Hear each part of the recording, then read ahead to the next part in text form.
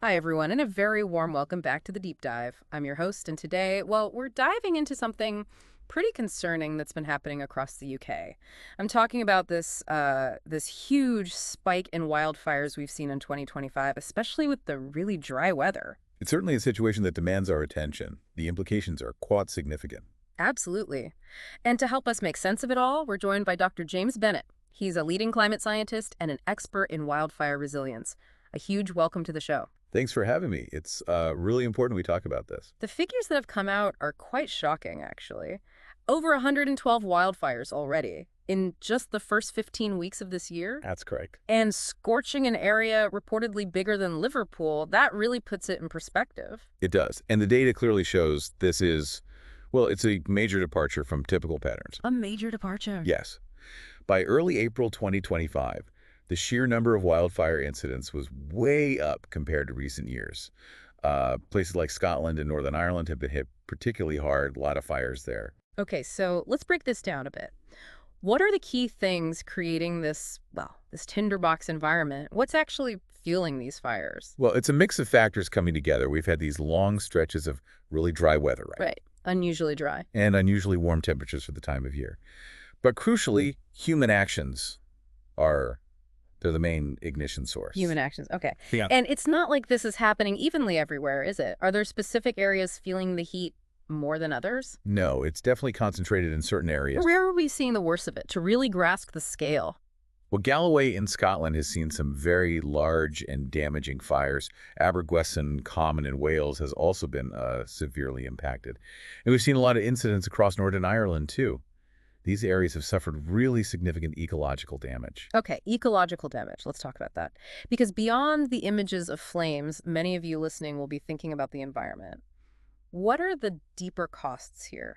The ecological costs are, frankly, devastating. Devastating. Wildfires can just erase entire ecosystems. They destroy vital habitats, kill countless animals, plants, and what you need to understand is these aren't just temporary setbacks. It's like pulling threads from a tapestry. They can unravel the whole thing. Right. The consequences can echo for, well, for generations. Can you give us a specific example, something that really brings home the scale of this loss? I saw that figure about the Isle of Arran.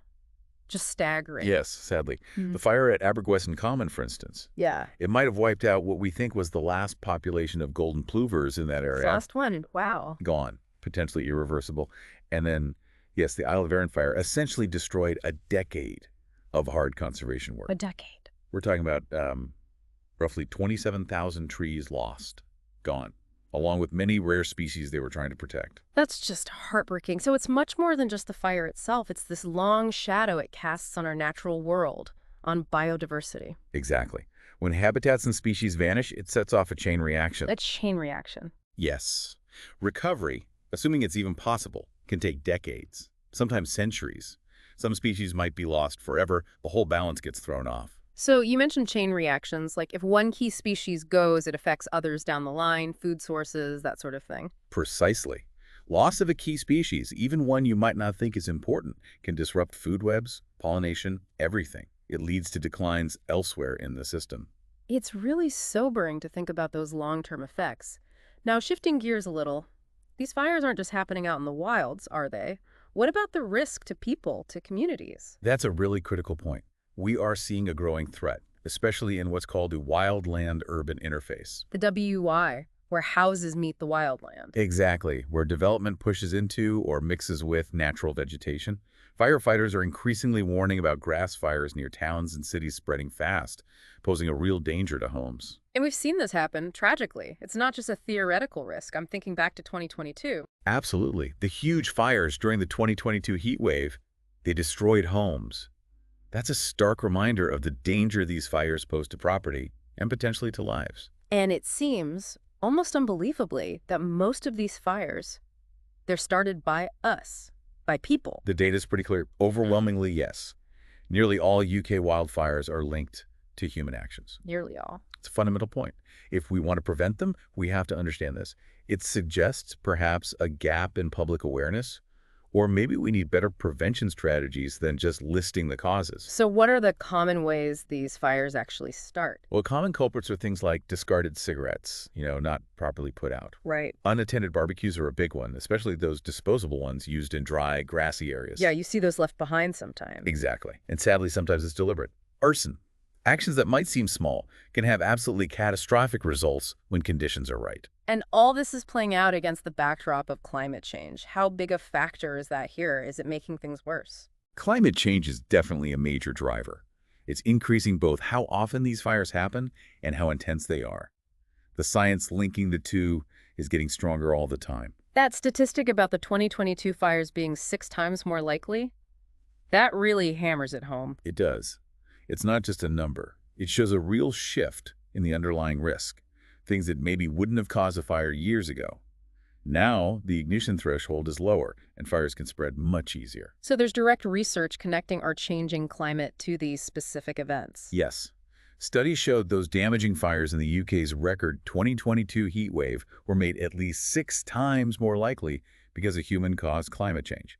It underlines the direct link. So basically, hotter weather, drier conditions. It's creating the perfect storm for fire. Precisely. Higher average temperatures, longer dry spells mean the vegetation. It just becomes much more flammable, ready to burn. And once a fire starts, It can spread much faster and burn much hotter than it might have previously. and looking ahead, if we don't get emissions under control, the outlook is pretty grim. The projections are worrying, yes.